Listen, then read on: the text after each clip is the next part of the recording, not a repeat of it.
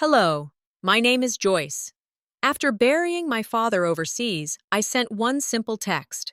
Flight lands at 3 p.m. Can someone pick me up? My sister answered, You still think this is home? My mother added, Stop stirring drama. That night, I realized silence wasn't just cruel, it was a weapon. And what they stole from me went far beyond a ride from the airport.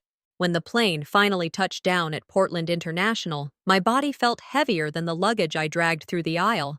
I had spent the last week overseas burying my father beside the grave of his parents, honoring the promise that he would rest where he was born. Every ceremony, every handshake, every folded flag had drained me, and yet I kept my chin lifted, determined not to collapse in front of strangers.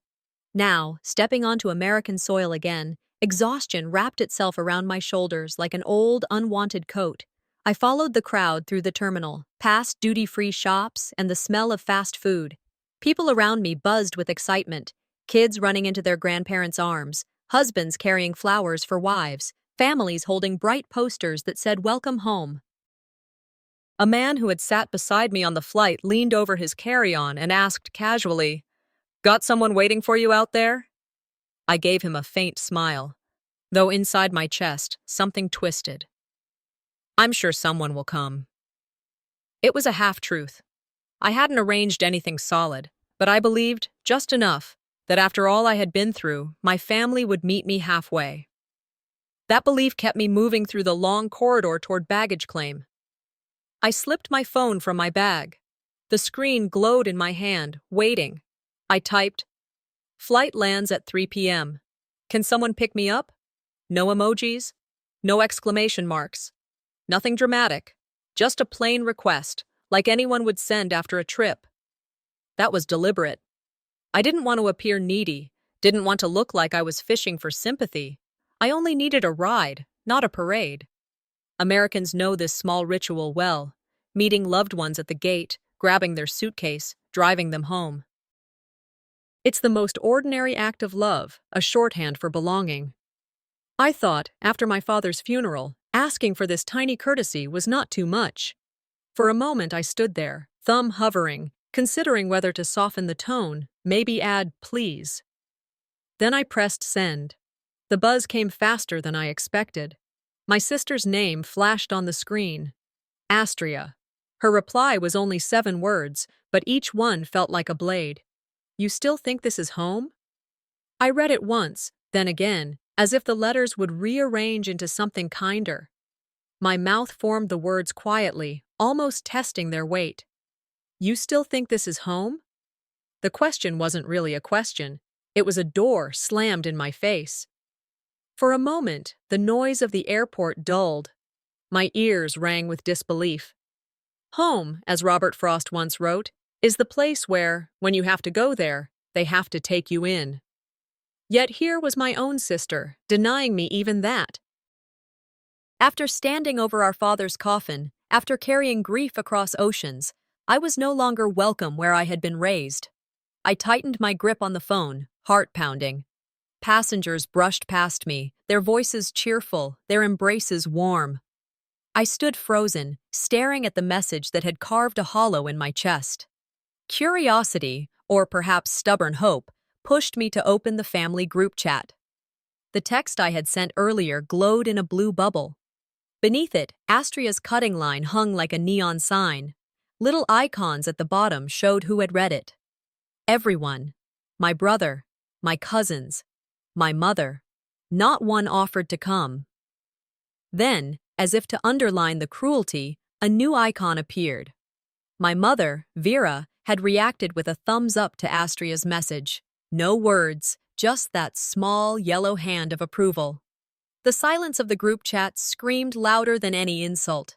In American families, disagreements are often hidden behind polite phrases, but this wasn't subtle. This was endorsement, agreement, a collective decision to leave me stranded. I stared at the screen, heat rushing to my face. Anger flickered, quick and dangerous, but I pressed it down.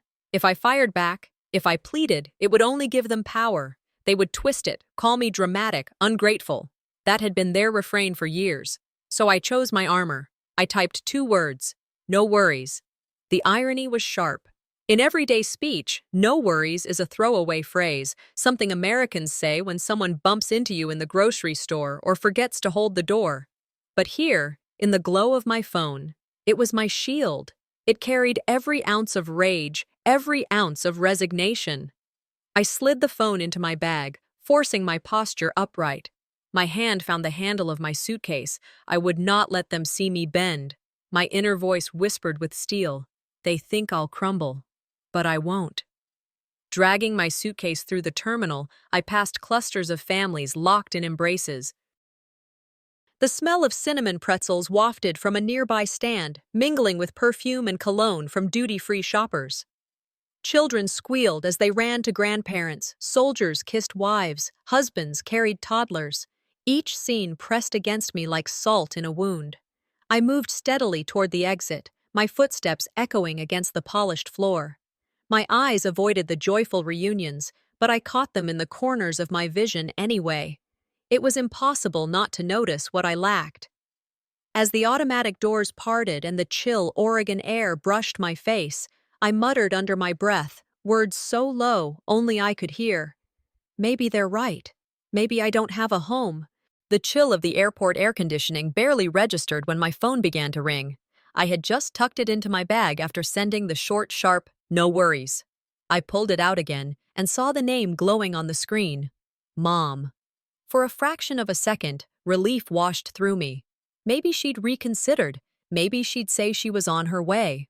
I answered, my voice steadier than I felt. "Hi, Mom." Her tone came flat, almost rehearsed. "Joyce, why are you causing all this drama?" The words struck harder than the jet lag that pressed behind my eyes. "Drama? I just asked for a ride. My plane landed, and I thought—" "You thought wrong," she cut in, her voice tightening. "We all have our lives. You can't expect everyone to drop what they're doing just because you flew in." The corridor around me blurred. People passed with rolling luggage, their voices a blend of greetings and laughter. I pressed the phone closer. "Mom, I came back from Dad's funeral." "It's not like I'm asking for a parade, just a ride home." Her sigh crackled through the speaker. "Joyce, you've always made everything harder than it needs to be. Stop stirring things up."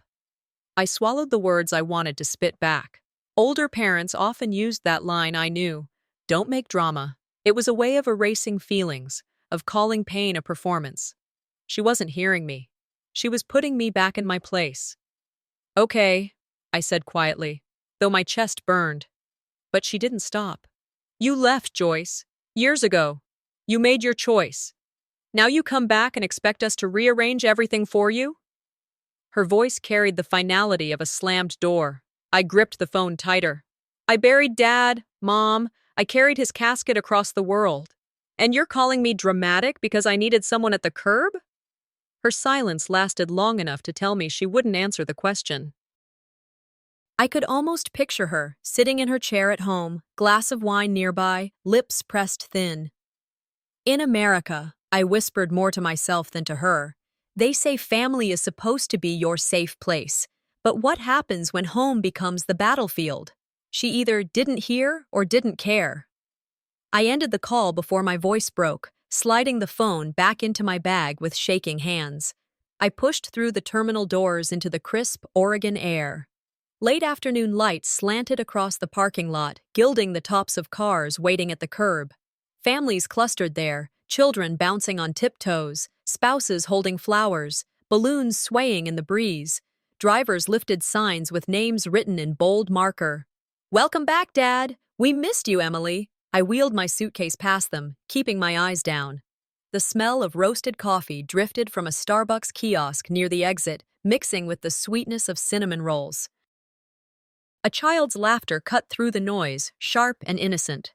I told myself, it's not that they couldn't come, it's that they wouldn't, that truth lodged deeper than any excuse my family might offer. I aimed for the taxi line, trying to steady my breathing, when my gaze caught something that made me stop cold. Across the curbside, beneath the same arrival signs I'd just walked under, stood Astria, my sister. She was laughing, her hair swept neatly back, her arms open wide. Not for me, for a cousin who had flown in from California. He dropped his bag and hugged her tightly, and she pulled him close, kissing his cheek as though the world revolved around his arrival. She grabbed his suitcase handle with practiced ease, chatting brightly, oblivious to me standing just 20 yards away.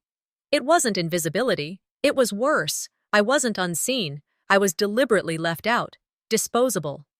I slipped behind a concrete column, watching the scene unfold like a cruel play. Astria's smile glowed, her gestures generous. For him, she could show up. For me, she turned her back.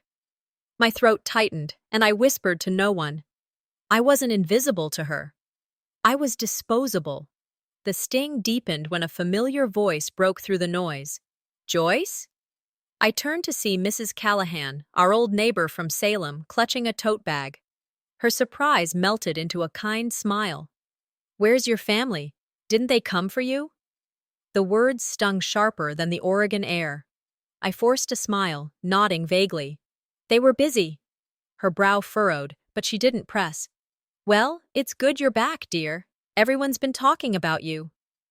I knew what talking meant. Small towns thrived on stories, and mine was being rewritten without me. I gave a polite nod and tugged my suitcase handle, excusing myself before her kindness became pity. Inside, shame burned hot. Being abandoned was bad enough. Being seen abandoned, that humiliation clung to skin and bone. I straightened my shoulders, forcing my steps steady toward the taxi stand. In small communities, reputation was currency. Astria knew that. She was already crafting the narrative, turning me into the ungrateful child, the drama queen. And standing there, I felt the weight of every whisper waiting to spread. She came back, and no one even bothered to meet her. I clenched my jaw. I would not beg. I would not cry here. I would remember. Sliding into the back seat of the taxi, I kept my gaze fixed forward. A single tear slipped down, but I wiped it quickly before it could betray me. They think I'm weak, I whispered under my breath, voice steadying into steel. They're wrong. The taxi ride from Portland to Salem stretched long, not because of traffic, but because every mile pulled me closer to a place that no longer felt mine. The driver hummed faintly to a country station on the radio, his fingers tapping the wheel in rhythm. Outside the window, Oregon slid by in streaks of green and gray. Evergreen trees crowded the highway shoulders, their branches slick with rain. Drops clung to the glass like tiny lenses, distorting the fading light of late winter. The driver glanced at me through the mirror, his tone casual. Family waiting for you? I forced my mouth into what might pass as a smile. Something like that. He nodded, satisfied with my vague answer, and returned his eyes to the road. I leaned back, letting the low vibration of the tires fill the silence. Inside, though, silence felt heavier than the landscape. I thought of what home used to mean, the warmth of my father's voice calling me in for supper, the creak of the porch swing where I'd sit with him as a child. That word, home, now carried the weight of exclusion. What had once been comfort was now a battlefield. By the time the taxi turned onto the familiar streets of Salem, night had begun to press down, the sky mottled with dark clouds. Porch lights glowed against damp sidewalks. The driver pulled into the street where I had spent my childhood. My suitcase wheels rattled against the driveway as I stepped out. The air smelled of wet pavement and wood smoke drifting from chimneys. "Thank you," I told him, handing over the fare. He tipped his cap and drove away, leaving me in the heavy quiet of the neighborhood. Dragging my suitcase toward the house, I hadn't gone far when a familiar voice called out, "Joyce?" I turned to see Mrs. Callahan, our old neighbor, carrying a grocery bag in one hand and balancing her glasses on the bridge of her nose. Her face lit up with recognition. "Well, look at you, back after all this time." I steadied my voice. "Evening, Mrs. Callahan." She glanced around as though expecting to see others. "Where's your family?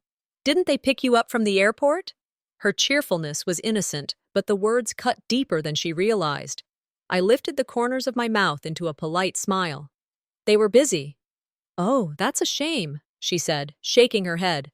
"After everything with your father, I'd think—" She stopped herself, pressing her lips together. "Life's complicated. I replied softly, then excused myself. I pulled my suitcase closer and walked on, every step heavier. Inside, I was seething. Being abandoned was its own wound, but being seen abandoned was something different. It branded you. As I neared the porch, two men stood by a parked truck across the street. Their voices carried in the cool air, not loud enough for them to know I heard, but clear enough to sting. "She left years ago," one muttered. "Never looked back." "That's what Astria said," the other replied. "Now she comes running back for the house, I bet." I froze mid-step. My chest clenched as though someone had gripped it tight. My father hadn't been gone a full month, and already his death was being reshaped into gossip, into ammunition against me. They weren't just erasing me from family dinners, they were rewriting me into the villain of my father's story. Mark Twain's words surfaced in my mind, sharp and mocking. "A lie can travel halfway around the world, while the truth is still putting on its shoes." Here, in this quiet town, lies didn't need to travel far. They walked from one porch to another until everyone carried them. I bit the inside of my cheek, holding back the urge to shout across the street.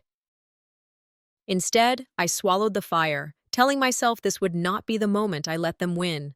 Inside, though, I vowed, I will not let their lies erase me, not while I breathe. I unlocked the front door with the old key I still carried, though my hand trembled as it turned in the lock. The house smelled the same and different all at once, a blend of old wood, dust, and something faintly sweet, like my father's pipe tobacco clinging stubbornly to the walls. I stepped into the living room, the floor creaking beneath my weight. Shadows gathered in corners, and the silence pressed close. On the mantel and walls hung family photographs, framed memories that once told the story of who we were. I moved closer, scanning the images. In one frame, from a summer years ago, we had gathered for a barbecue. I remembered the day, sunlight on the grass, my father flipping burgers, my own laughter caught in the wind. But the photo now told a different story. My image was gone, cut neatly out, leaving jagged edges where I once stood. My hand lifted to the glass, fingers trembling. They hadn't just ignored me. They had taken scissors to memory, slicing me away as though I never existed. The cruelty was silent, but louder than any words my sister or mother had spoken. Forgetting was one thing, erasure was another. I whispered to the empty room. They didn't just forget me, they erased me. The weight of it settled, grief and betrayal twisting into something harder. This wasn't negligence, it was a choice. They wanted me gone, not just from their present, but from our past. I sank into the worn armchair by the window, the one my father used to claim in the evenings. His absence filled the space, but so did his voice in my memory. I heard him telling me once, when I was young and scared to speak up at school, "Don't let silence write your story." Those words came back now with the strength of command. The cutout photo wasn't the end of me, it was the wound that would sharpen me. I lifted the frame, gripped it until my knuckles whitened, then set it back carefully, like placing a marker on a battlefield I refused to abandon. "They don't see me as family anymore," I murmured. "But I am still my father's daughter." I stood straighter, my chest tight but my spine unbending. If they thought they could cut me out clean, they had underestimated me. "If they want me erased," I whispered into the quiet, "they'll learn I can't be cut out that easily."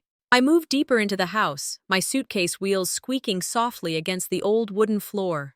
Each step carried the weight of memories, but the space no longer felt familiar. The furniture wasn't where my father had left it.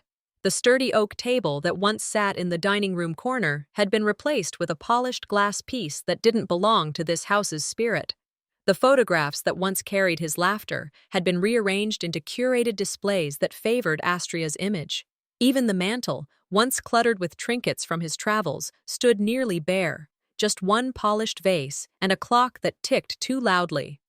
This wasn't my father's house anymore, I thought. It was a stage set for my sister. The weight of it pressed down on me. I walked into his study, the room he had treated like a sanctuary. Here at least I hoped to find him again. But even here, things were different. The bookshelves were thinned out, leaving gaps where titles once pressed against each other like friends holding hands. Some heirlooms were missing, the brass lamp he loved, the framed certificate from his service years.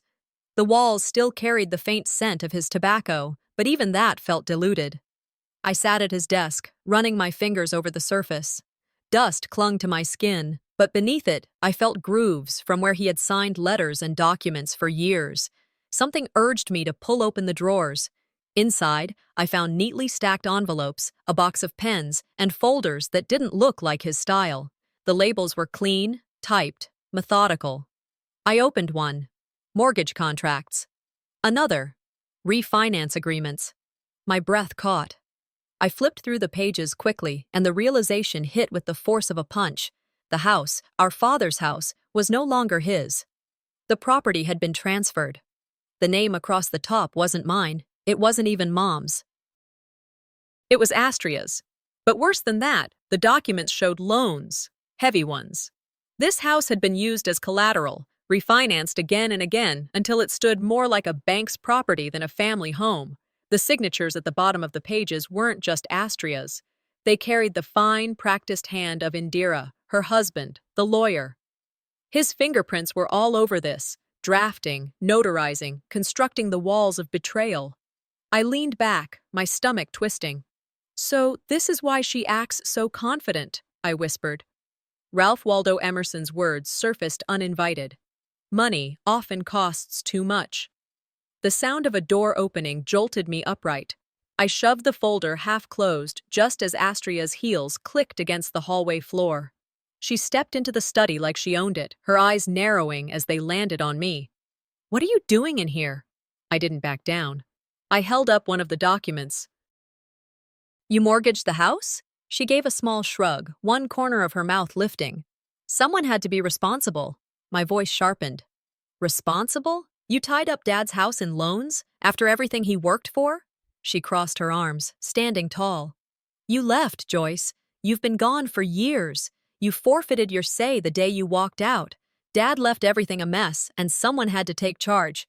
That someone was me." I shook my head, heat rising in my chest. Dad never intended for this house to be a bargaining chip. He wanted it to stay in the family, not in a bank's file cabinet. Her eyes hardened. "This isn't yours anymore. Stop acting like it ever was." I clutched the paper tighter, feeling it crumple in my hand. The words echoed like a verdict. "You're rewriting history to suit yourself. And you're clinging to fantasies," she snapped. "You show up after years and expect respect? You've always been selfish, Joyce. Always thinking the world should bend around you." "I buried our father," I said, my voice breaking only slightly before I steadied it. "I carried the weight you wouldn't. And you call me selfish?" Her expression didn't soften. If anything, her face closed tighter, like a door shutting in my face. "He was my responsibility long before he was yours. You were the one who ran. Don't pretend otherwise." Her coldness cut deeper than the documents. I searched for a trace of the sister I once knew, but all I saw was calculation. She had taken more than the house. She had taken the story of who we were and rewritten me as the outsider. I tried once more, my voice lower. "Do you even remember how he looked at us on the porch? The way he said this house was for all of us, not one." "Memories don't pay bills," she replied flatly. "I did what had to be done." The room spun with the finality of it. I set the documents back on the desk, flattening the creases I had made. My chest felt hollow, but inside that emptiness a spark glowed. If I can't claim this house as my home, I thought, I'll claim my story as mine. I straightened my back and walked past her without another word. My hand brushed the doorway, the wood smooth beneath my palm. She called after me, her voice sharp, echoing through the hall. "You don't belong here, Joyce. You never did." I paused on the staircase, my hand gripping the rail until my knuckles ached. For a heartbeat, the silence in the house felt like it held my father's breath, but I didn't look back. The house had fallen quiet after Astria's words chased me up the staircase. I sat in the living room later that night, staring at the walls I once thought carried my childhood like a second skin. The tick of the old clock filled the silence, sharp and relentless, while the floorboards beneath me groaned with every shift of my weight. The air was stale, a mixture of dust and faint pipe tobacco that lingered in the corners like a ghost. I leaned back into the sofa, exhaustion pressing down on me, but my eyes roamed the room as if searching for my father. Every creak in the wood reminded me of his footsteps. Every shadow held the echo of his voice. My gaze settled on the wall lined with photo frames. For years, those frames had been the anchors of memory, holding together the story of who we were. I pushed myself up slowly, curiosity and dread tugging me toward them. The first frame I lifted felt heavier than it should. I wiped away a smear of dust with the sleeve of my sweater. Yeah, the picture inside caught me off guard. It was from the 4th of July, more than 20 years ago. I remembered that day, the barbecue on the lawn, Dad waving a flag, the smell of charcoal and sparklers crackling against the night sky. My younger self had stood beside him, grinning. But the photograph in my hand didn't match the memory in my head. The edges where I should have been were jagged. My entire image had been cut away, leaving a sharp, empty gap. I gripped the frame tighter, my heart racing. This wasn't forgetting. Forgetting is passive, an accident of time. This was deliberate. Scissors had been taken to history. Erasure hurts more than absence, I murmured to myself. I traced the torn outline with my finger, my throat tightening. In American culture, family photos are more than decorations. They are proof of belonging, evidence that you existed in the moments that mattered. Here, my absence screamed louder than any insult. The cruelty was wordless but absolute. A line surfaced in my mind. Family is supposed to be the compass that guides us, not the scissors that cut us out. The photo shook in my hands. I set it down before I broke the glass. I sat back on the couch and reached for my phone, needing distraction, needing something that wasn't this silence. The screen lit up with notifications. I opened social media, and there she was, Astria, her face plastered across my feed. A new post, glowing with curated grace. The caption read, "Keeping Dad's legacy alive, family above all." Attached was the same photograph. My photograph, or rather, their photograph now, cropped clean so the jagged wound didn't show. It was me who didn't show. My chest burned as I scrolled through the comments. "So proud of you, Astria. Your father would be proud. Family above all, that's what matters." Hearts, likes, endless applause. Then one comment stood out, buried in the praise. "Where's Joyce?" Ignored. No reply, no acknowledgement. As if I were a rumor, not a daughter. The lie now lived not only on the wall of this house, but in the digital bloodstream of our community. And once online, a lie multiplies. It doesn't need truth to survive. It feeds on perception. I stared at the screen, rage simmering under my skin. My thumb hovered over the comment box.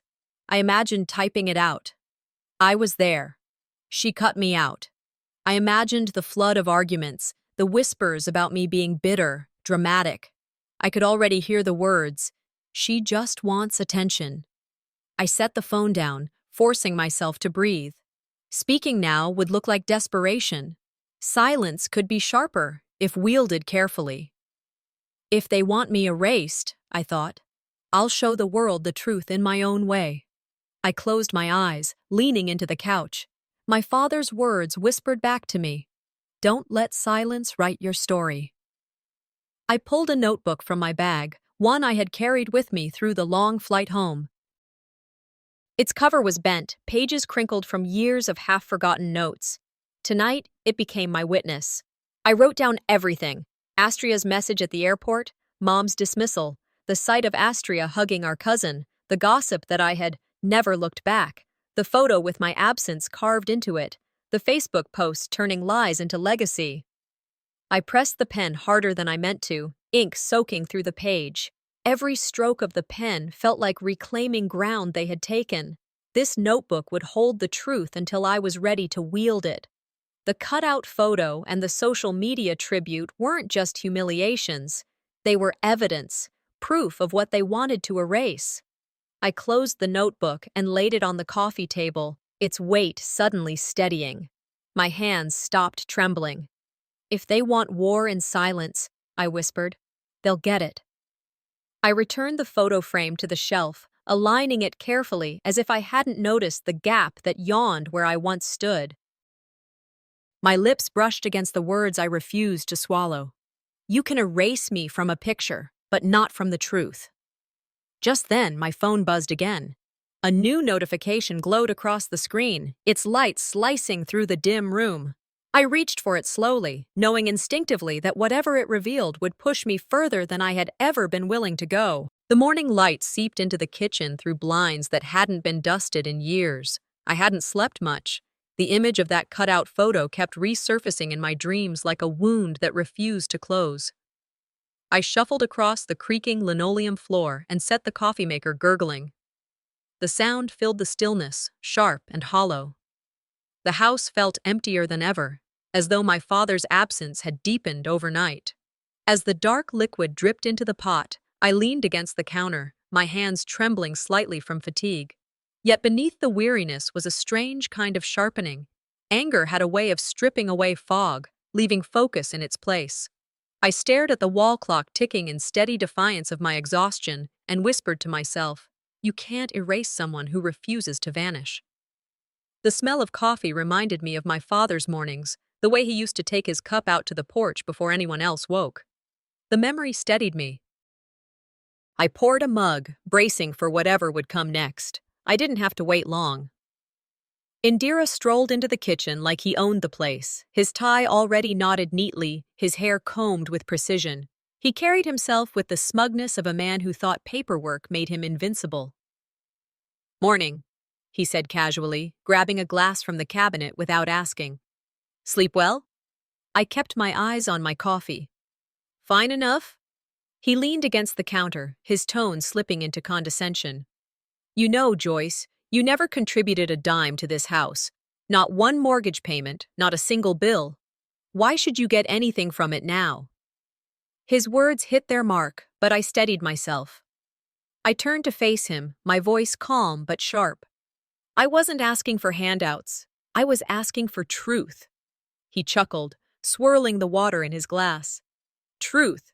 The truth is, Astria carried this family while you were off living your own life. Now you come back and expect sympathy?" I stepped closer, refusing to flinch. "What you call contribution, I call manipulation. Dad never intended for his house to be collateral for your ambition. He wanted it to remain in the family, not in the clutches of legal fine print." His smile thinned. "Not everything that counts can be counted, Joyce. You should know that." I met his gaze. "And not everything that can be counted actually counts." The silence between us stretched taut, but I refused to look away. His smirk returned, but it was thinner, weaker. He set the glass down with a click and walked out of the kitchen without another word. Minutes later, a knock at the front door broke the silence. I set my cup down and walked to the entryway, heart pounding. Through the glass, I saw a delivery man shifting uncomfortably with a thick envelope in his hands. "Are you Joyce?" he asked when I opened the door. "Yes." He handed over the envelope with a polite nod and left without another word. I closed the door, the weight of the package pressing against my palm like a stone. My name was printed neatly on the front, the handwriting professional, the seal unbroken. I carried it back to the kitchen table and sat down. For a moment, I just stared at it, willing it to disappear. But it didn't. My fingers tore the edge, pulling out crisp sheets of paper covered in the sterile language of law. Eviction notice. The words bled into me slowly, each line colder than the last. Trespassing. Unauthorized occupancy. Legal action if refusal persists. Drafted by Indira himself. Signed, stamped, delivered like a death sentence. My chest constricted. To be treated like a criminal in my father's home. It wasn't just betrayal. It was banishment. "Family doesn't sue you," I whispered, my voice shaking. "Strangers do." I sat there, the notice spread before me like a verdict, but something inside me shifted. The tremor in my hands steadied. I folded the notice neatly back into the envelope and pressed it flat with the palm of my hand. "They think a piece of paper can push me out," I muttered. "They don't know me." I set the envelope down on the desk and leaned back. Rage would have been easy, but rage was what they expected. Instead, I reached for silence, not the silence of surrender, but of strategy. My father's voice returned, softer this time, reminding me that responsibility wasn't measured in contracts or mortgages, but in the way you honored a legacy. Proof would be my weapon, not shouting matches. I stood, tucking the envelope under my arm, and walked to the back door. The chill of the morning air rushed against me as I stepped outside. The backyard stretched wide, overgrown from neglect, weeds tangling where roses once bloomed. My father's garden. Most of the plants had withered, but a few buds clung stubbornly to life. Their color was faint, but they stood against the cold, defiant in their survival. I crouched down, brushing my fingers gently across one. Its petals were thin, fragile, yet it endured. "If they want to drag me out with lies," I whispered, "I'll root myself with truth." I stood, letting the cold air fill my lungs before turning back toward the house. Laughter drifted through an open window, Astria's sharp, ringing voice entwined with Indira's low chuckle. They were inside, confident, mocking. I gripped the eviction notice tighter, pressing it until the paper crinkled. This isn't over. The morning after I received the eviction notice, I forced myself out of bed earlier than usual. Sleep had been shallow, filled with restless dreams of papers and signatures. The house felt hostile, every creak of the floorboards reminding me that I was no longer welcome. I brewed coffee in silence, staring at the mug as though it could give me answers. My father's old keychain lay beside it on the table. I picked it up, the metal cool against my palm, a reminder of what had been stolen, but also of what I still carried. I needed clarity. The papers Astria and Indira had shoved in my face weren't enough. I wanted the truth from someone who wasn't wearing their smile. By mid-morning, I was walking through the glass doors of Salem Credit Union. The fluorescent lights hummed overhead, sterile and unwelcoming. A banker with a tight smile and a pressed suit sat me down across from her desk. She skimmed my file, tapping at her keyboard with practiced ease. Finally, she folded her hands. "Your sister refinanced the property months ago," she said politely, as if delivering a weather update. "It's fully under her name. The bank recognizes her as the sole authority." I sat frozen for a moment. The words confirmed what I already suspected, yet hearing them spoken aloud by someone detached, treating it as routine, made the betrayal sharper. To the bank, this wasn't scandal or theft, it was business. "So it's done?" I asked, voice low. "Yes," she replied, almost kindly. "There's nothing unusual here. Families restructure ownership all the time." Her words rang in my ears. Nothing unusual. For me, it was a knife. For them, it was a box checked. Money can rewrite family history faster than truth can, I thought bitterly as I gathered my bag. I left the bank with humiliation clinging to me like the cold Oregon air. I wasn't a daughter seeking fairness. I was reduced to a stranger trying to contest a receipt. On my way home, I stopped at a cafe to gather myself. The smell of roasted beans and pastries wafted through the air, warm and comforting, but the warmth didn't reach me. At the next table, two women lowered their voices just enough to think they couldn't be heard. "She only came back now for the inheritance," one whispered. The other nodded. "Astria's been the one taking care of everything. Everyone knows that." The sting of their words settled deeper than the banker's indifference. Lies repeated enough times stopped sounding like lies. In a small town like Salem, gossip didn't need proof. It just needed an audience. I left the cafe without finishing my coffee, their voices echoing behind me. That evening, I forced myself to attend the memorial service at our local church. My father had spent Sundays here for decades, his voice rising with hymns in the same pew every week. It felt wrong not to show up. The sanctuary was filled with familiar faces, neighbors I'd grown up around. I slid quietly into a back pew, my presence acknowledged by only a few polite nods. At the front of the church, Astria stood poised at the podium, her black dress tailored, her posture flawless. She began to speak. "Our father was a man of sacrifice, of unity. He taught us that family comes before all else. I've done my best to honor that, to keep his legacy alive, even when times were difficult." The words struck like stones. Unity. Sacrifice.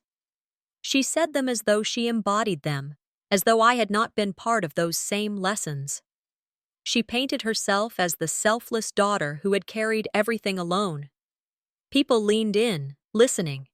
Some even nodded with admiration. From where I sat, I watched as the narrative hardened around me, turning me into a shadow in my father's story. Applause filled the church when she finished. I sat still, hands folded, spine straight. The contrast was sharp. Her standing in light, me shrouded in silence at the back.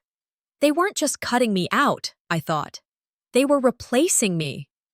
For a moment, anger swelled, urging me to stand, to shout the truth. But I knew better. Outbursts would be labeled as weakness, as proof that I was the drama queen they'd branded me.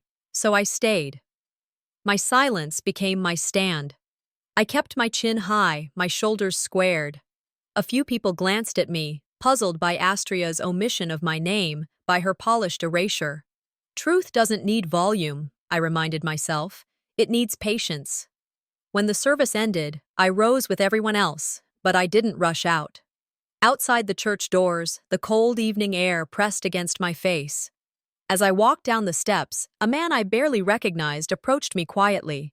He was one of the veterans who had known my father, his cap pulled low. "I know what they did to you," he murmured. "Don't let them win." For the first time that day, I felt something like relief, a flicker of strength reminding me I wasn't entirely invisible. I nodded, unable to find words, and walked toward my car. The old keychain dangled from my hand, my father's initials worn but still legible. I clenched it tightly. "You can keep the spotlight, Astria," I whispered. "But I hold the truth." My phone buzzed in my pocket as I reached for the car door. I pulled it out, the screen lighting up with a new notification that would pull me back into the one place I thought I'd already searched enough: my father's study. By the time evening fell, the community center in Salem was glowing with lights, its glass doors propped open to welcome neighbors, church members, and family friends. I hesitated at the threshold, my pulse steady but heavy, like the beat of a drum announcing battle. Inside, the hall was decorated with portraits of my father. His smile, captured in old photographs, watched over a crowd already murmuring with anticipation. Banners hung across the walls, proclaiming words like legacy and family above all. I walked in, suitcase of grief still strapped to me, though my hands were empty. Conversations quieted as people turned. Some gave me soft looks, sympathetic yet unsure. Others whispered behind cupped hands. I knew what they were saying. Astria had already been laying her groundwork, painting herself as the savior, the caretaker. To them, I was the outsider who had left. I found a seat near the back, my father's keychain in my pocket, grounding me. As I scanned the room, unease gnawed at me. This wasn't about remembrance. It was a stage, and Astria would use it to cement her story, one that erased me.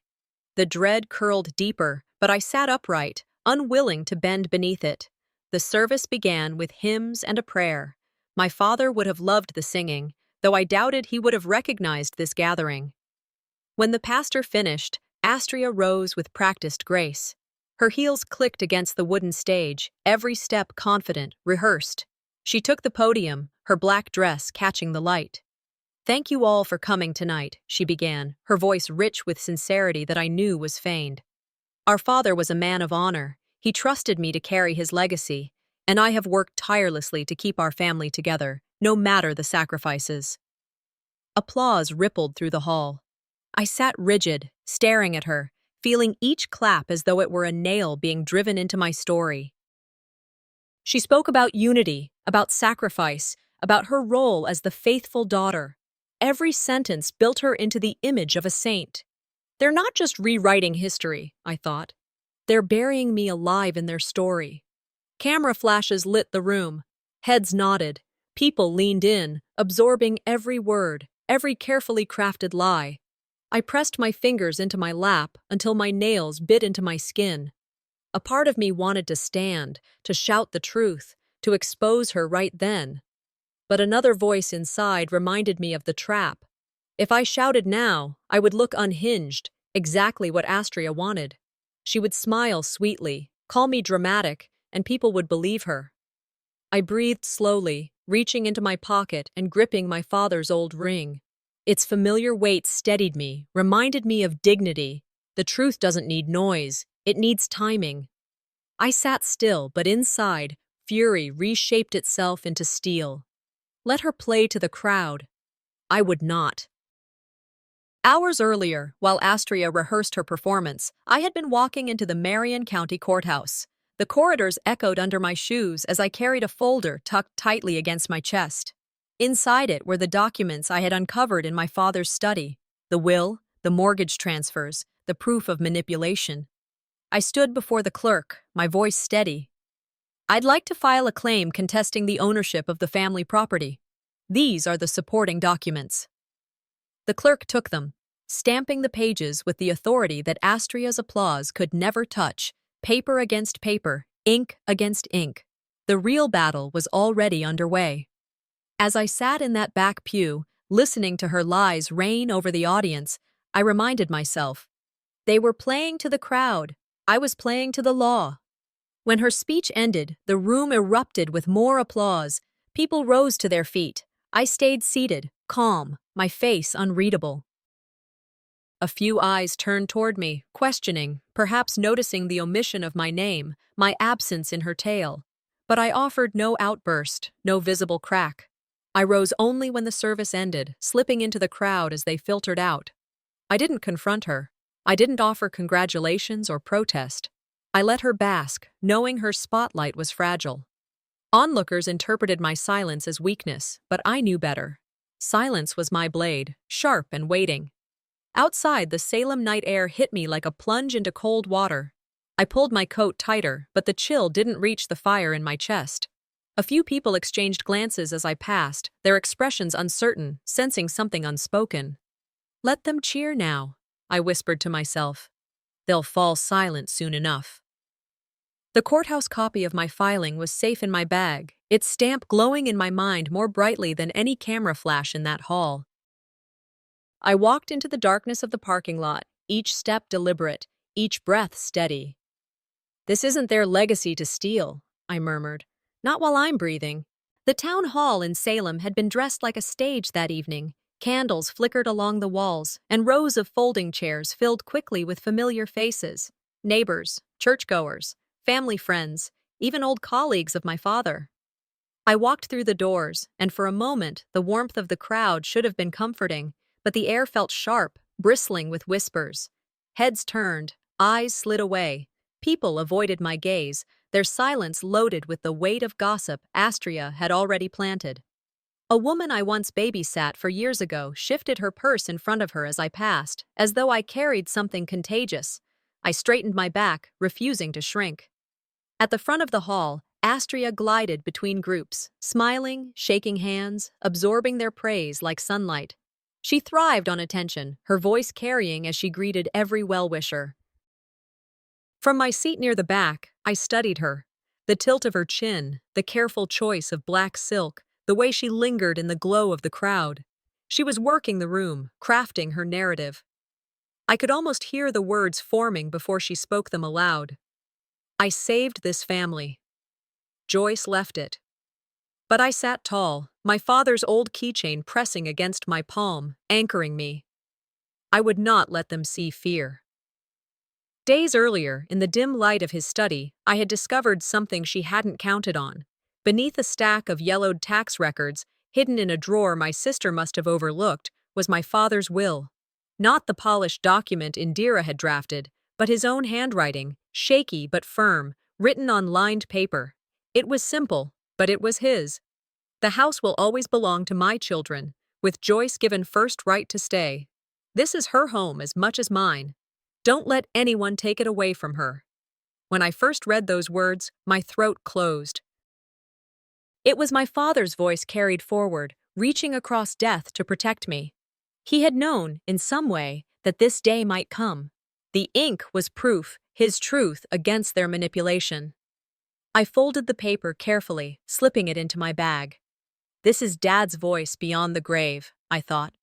Truth inked on paper. Grief and validation wove together in me. Sadness that he'd felt the need to write it, and gratitude that he had. Now, sitting in the hall, I felt the weight of that folded will against my side. I pressed my hand over it as if it could steady me. The program began, and soon Astria was called to the podium. She walked with measured grace, every eye on her. She didn't stumble, not even once. Her voice rang out smooth, polished. "Our father was a man of sacrifice," she said, pausing to let the crowd nod. "He taught us loyalty, and he trusted me to carry his legacy forward. I have done everything in my power to honor him, to keep our family together." Applause burst like thunder. People rose to their feet, clapping, some even whistling. The sound hit me like a wave, threatening to drown me. I clenched my jaw, breathing through the heat of humiliation. Inside my head, two voices battled. One screamed, "Stand up! Tell them the truth now!"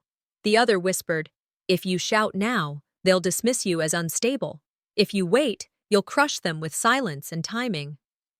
My hand tightened around the will in my bag. "If I speak, they'll call it drama," I told myself. "If I stay silent, they win." But silence wasn't surrender. It was patience. I waited. When Astria finished her closing words about family unity, the applause rose again. The pastor began to move toward the stage, ready to lead another prayer, when I stood and walked quietly down the aisle. All eyes followed me. My heart pounded, but my steps never faltered. I approached the event organizer, a man who had known my father for decades, and slipped him a flash drive. My voice stayed steady. "Play this, please, for him." Confusion flickered across his face, but he nodded. Moments later, the projector hummed to life, and the screen behind the podium lit up. The crowd hushed. The image of my father appeared, sitting in his old armchair, recorded on a handheld camera I hadn't even known existed until I found it tucked away in his desk. His voice filled the hall, familiar and steady, even if thinner from age. "If you are watching this," he said, "then I am no longer with you. This home, the house I built for my family, will always belong to my daughter Joyce. Never let anyone take that away." Gasps swept the room. Someone in the front row dropped their program to the floor.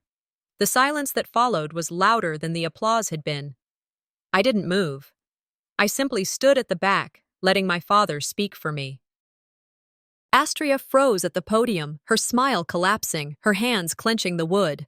Vera, our mother, paled, her wine-red lipstick trembling against her teeth. Indira leaned forward as though ready to protest, but no words came. The recording ended, the screen faded to black, and for a heartbeat, the room stayed utterly still. Then whispers erupted. "Did you hear that?" So it was Joyce all along. She wasn't lying. I kept my face calm, refusing to gloat. My silence was louder than shouting. Astria tried to laugh, the sound brittle. "It was an old recording," she said too quickly. "Things have changed since then." But no one applauded. The room had turned. A neighbor leaned to another and muttered, just loud enough for me to catch. So she was telling the truth. The pastor cleared his throat, shifting uncomfortably. People began looking at me differently. Not with pity, not with suspicion, but with a dawning recognition. I felt my father's presence settle over me like a shield. Even from beyond the grave, he had defended me. Vindication coursed through my veins, but I kept my expression steady, calm. I left the hall in silence, my head high, the will and the flash drive tucked securely in my bag. The night air outside was cool, almost cleansing. "This was only the beginning," I whispered. In the days after the memorial, Salem buzzed with a new kind of energy. I could feel it every time I stepped into a grocery store or walked past a cafe window. The whispers had shifted. No longer were they murmurs about me being a drama queen or the one who abandoned the family. Now they centered on Astria, and the tone was different, sharper, questioning. "Did you hear the video?" I overheard a neighbor say at the market. "He named Joyce, plain as day." Another woman shook her head. "All this time, Astria let everyone think otherwise. Shameful." On social media, the tide had turned. Beneath Astria's polished posts came comments that cut deeper than any knife. "You cut Joyce out, and now you're exposed." Not much unity in lying, is there? For the first time in months, I breathed easier. Relief didn't erase the hurt, but it dulled the edge. Still, I knew better than to think the fight was finished. This was only the first wave. The courtroom would be the real battleground. And I was ready. A week later, I found myself in the courthouse, the air humming with the scent of paper and ink. The building felt colder than memory, its marble floors echoing beneath my shoes as though amplifying each step. I clutched my father's handwritten will and the flash drive from the memorial. They felt heavier than any suitcase I had dragged through airports. At the clerk's desk, I slid the documents forward. For a heartbeat, I braced for skepticism, the same dismissive looks I'd endured before. But the clerk's expression shifted into something else, respect, maybe even sympathy. She stamped the papers, her voice even but warmer than I expected. "Everything appears in order, Ms. Reynolds. These will be processed immediately." The sound of that stamp hitting the page was more satisfying than applause. For once, truth wasn't just my burden. It was official. I whispered silently. Justice doesn't move fast, but today, it moved for me. In America, the legal process runs on paper trails, not emotions. It didn't matter how many speeches Astria gave or how many times Indira twisted words. Ink and signatures weighed more than their lies. But Astria and Indira weren't idle. By the next morning, the local paper ran a piece announcing they had retained lawyers, a firm out of Portland known for its ruthlessness. The article quoted them directly. "Joyce is unstable, seeking attention. The so-called will she found is outdated and non-binding." I read the article twice, then folded it neatly and set it aside. They were playing the same game, smear, deny, rewrite. But this time, the public wasn't swallowing it. Another column ran 2 days later, written by a journalist who had grown up in Salem. Its headline blared, "Integrity in Question, Who Really Carried the Reynolds Legacy?" The words beneath dismantled Astria's carefully built image piece by piece. Smear campaigns always backfire when the evidence is strong enough. I felt frustration, yes, but also confidence. Their noise was only that. Noise. My proof had weight. Instead of wallowing in their attacks, I turned my energy to something new. The idea had come to me the night I left the town hall, and now it pulsed with urgency. If they had denied me a home, I would build one that no one could take away. I registered the home project as a non-profit under my father's name. The process was tedious. Forms stacked high, signatures required, fees paid. But with each line I filled in, I felt purpose replacing bitterness. A neighbor, one of my father's old fishing buddies, was the first to pledge a donation. He pressed the folded check into my hand and said simply, "Your dad would have wanted this." As I left the registration office, the sunlight broke through Salem's gray skies. Marcus Aurelius's words came to me. "The best revenge is not to be like your enemy." My sister had twisted legacy into power. I would transform pain into service. The home project's mission was clear: to help people abandoned by their families when they needed them most. Airport pickups for widows returning alone, meal trains for veteran spouses, support groups for those erased from their own tables. What they had done to me would not end with me. Within days, word spread. Veterans reached out, church members offered casseroles and quilts, and envelopes began to arrive at my rented mailbox. Small bills folded with handwritten notes. "I saw what they did to you. Keep fighting. This is for the home project. Bless you." For the first time, I wasn't just surviving. I was building. At night, I sat at my small desk, letters stacked neatly beside me. Gratitude welled inside me, not just for the support, but for the clarity it brought. My fight wasn't only about reclaiming a house. It was about claiming dignity for anyone who had ever been cast aside. But even as hope grew, the shadows remained. One evening, as I locked up the modest office space I had rented for the nonprofit, I noticed a thick envelope slid under the door. My name was scrawled across it in cold, impersonal letters. I bent down, tore it open, and unfolded the papers inside. Legal summons. Astria's lawyer was challenging my claims, dragging the fight deeper into the courts. I held the pages tightly, the ink smearing faintly against my fingertips. My chest rose, steady, unbroken. This wasn't defeat. This was the next battle. And I was ready. The apartment felt smaller than ever that evening. Papers scattered across my dining table, spilling onto chairs and the floor. Court documents, filings, evidence. Each page was a reminder of the war I hadn't chosen but couldn't avoid.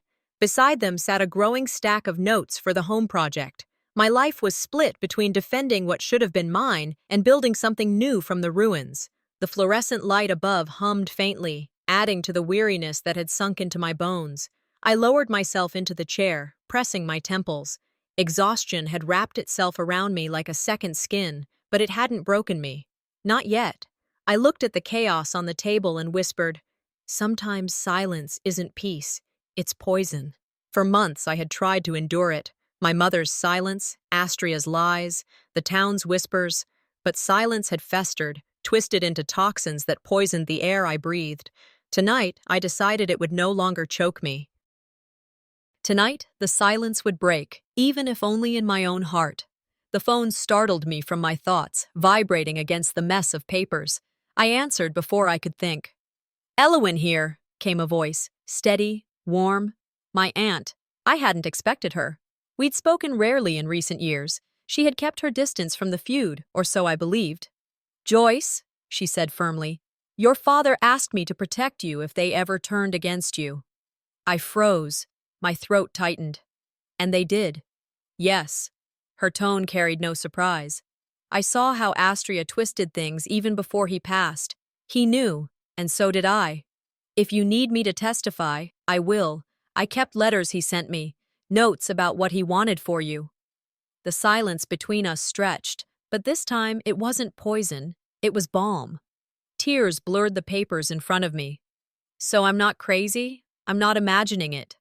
"No, sweetheart," she said gently. "You're not. Families like ours. Sometimes the loudest ones are the least honest. The quiet ones hold the truth." Her words wrapped around me like armor. I wasn't alone. I had her. And through her, I had my father again. When the call ended, I stayed seated, staring at the shadows shifting across my apartment walls. Family had changed its meaning for me. Blood ties, Astria, Vera, Indira, were nothing but chains of betrayal. But loyalty, presence, and truth, that was family now. Elowyn's voice, my neighbor's support, the community's donations, that was family. "I lost a mother and a sister," I murmured into the empty room, "but I gained a family who shows up." I remembered a line I had once read. "Family is not about blood. It's about who is willing to hold your hand when you need it most." And finally, I understood. Grief swelled inside me, but with it came something softer. Acceptance. The ache of being cut out of photographs and speeches hadn't disappeared, but it no longer defined me. I stood, moving to the corner where I had kept a small box of items tied to Astria and Vera. Old photos with their smiling faces, birthday cards laced with false cheer, letters that once felt like lifelines but now burned like insults. One by one, I placed them into the box, shutting it firmly. From the drawer, I pulled the infamous cutout photo, the one where my image had been erased with scissors. I stared at it a long while, the jagged edges mocking me. My heart didn't race this time. My hands didn't tremble. "Let them choke on their lies," I whispered.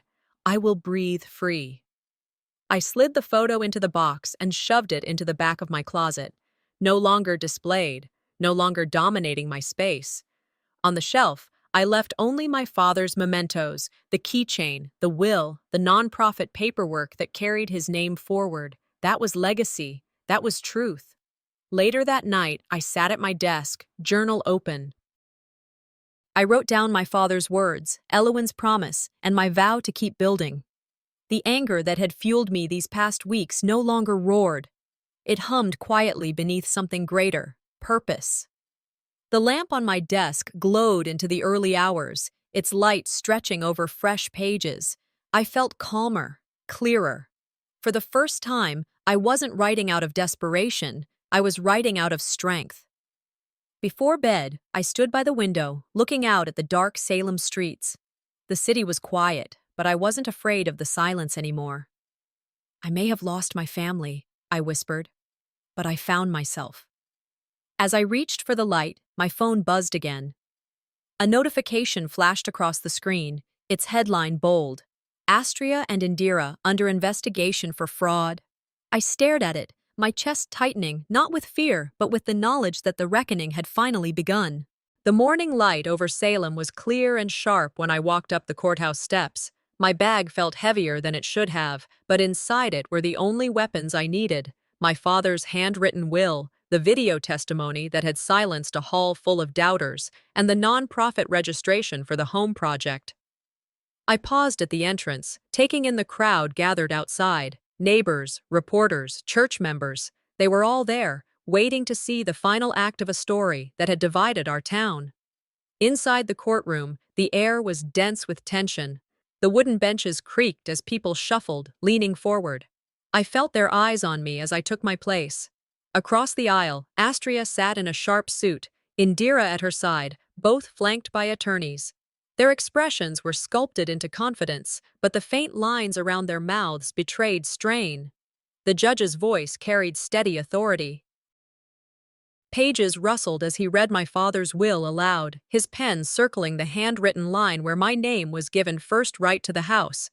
Then the video was played again, my father's voice echoing through the chamber. "This home will always belong to my daughter Joyce. Never let anyone take that away."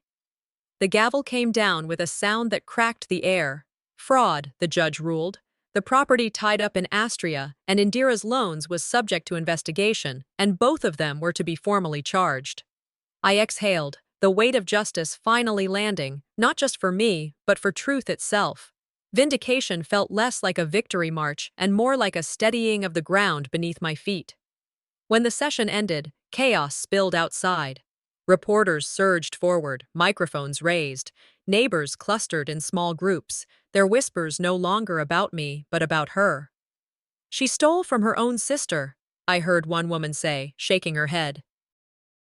"Imagine doing that to your own father's house," another muttered. Indira, the once composed lawyer, looked as though the floor had shifted beneath him. His tie was loosened, his words clipped as he tried to push through the crowd. Astria attempted to speak, her voice rising above the murmurs, but the tide had turned. Every sentence she tried to form was drowned in contemptuous stares and dismissive murmurs. In a small town like ours, reputation is currency, and hers had collapsed. I didn't speak. I didn't need to. Watching them crumble publicly was enough. But the day wasn't finished with me yet. As I walked toward the courthouse steps, I felt a familiar hand on my arm. I turned and saw my mother, Vera. Her lipstick was smudged, her eyes watery. She pulled me aside, her voice trembling. "You didn't have to take it this far," she whispered. "She's still your sister." The words sank into me like ice. Even now she defended Astria. Even after lies, theft, and public disgrace, my mother's instinct was to shield her, not me. I met her gaze, my voice calm but firm. She made herself a thief, not my sister. Her face twisted with pain, but I felt no victory in it. The sting cut deeper because it was true. A mother who couldn't see me wasn't a mother I could lean on. I turned and walked away. That moment was my final break, my acceptance that not every tie of blood is worth keeping. By evening, the community center glowed with candlelight. Volunteers moved quickly, setting up tables and arranging chairs. At the front hung a banner with my father's name stitched carefully by neighbors, flanked by bouquets donated by veterans groups. This was the inauguration of the home project. As people filed in, widows, veterans' families, neighbors who had once believed the lies but now came to stand with me, I felt something loosen inside me. The air wasn't thick with judgment. It carried hope. When it was my turn to speak, I stepped to the microphone. My voice was steady, not from rehearsal, but from conviction. Family is not who abandons you. Family is who shows up. Applause rose, warm and sustained, not the brittle clapping of obligation, but the sound of people who had seen truth. My story was no longer just mine. It belonged to every person who had ever been erased, every hand left empty at an airport curb, every name cut from a family photo. As the evening closed, I stepped outside for air. The night was cool, stars faint against the Salem sky. I sat on the steps, holding my father's old keychain, running my thumb across the worn metal. "You didn't let them erase me," I whispered. "You gave me the strength to stand." From humiliation at an airport to standing here tonight, my journey had been brutal. But it was whole. It wasn't only revenge, it was rebirth. I stood again, walking back inside where cheers and embraces waited. They took my home away, I thought, so I built one of my own, and I'll never walk alone again.